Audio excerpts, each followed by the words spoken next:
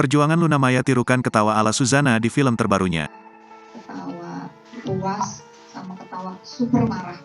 Dan dari eskalasi Aktris dari Luna Maya cerita soal perjuangannya berlatih ketawa ala mendiang Suzana di film terbarunya. Ia kembali memerankan tokoh ikonik itu dalam film Suzana, Malam Jumat Kliwon. Diakui Luna sangat sulit berlatih tertawa seperti Suzana, bahkan ia perlu bantuan dari guru vokal khusus dalam latihan.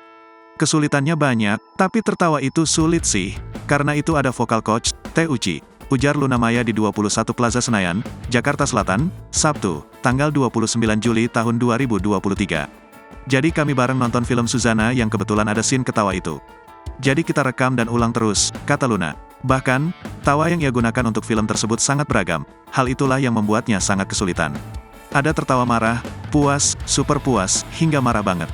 Untuk membedakan itu, lama banget tag-nya, ucap Luna. Sampai napas saya susah, kadang suka lupa dari perut. Jadi kalau tag, mana jahe panasnya, sambungnya. Sekedar informasi, Suzana, Malam Jumat Kliwon siap tayang di bioskop pada tanggal 3 Agustus tahun 2023. Film produksi Soraya Intercine Films itu juga dibintangi Cliff Sangra, Opi Kumis, Adi Bing Slamet, Tio Pakusadewo, Sali Marcelina, Taskia Namya, Ahmad Megantara, dan NC Bagus.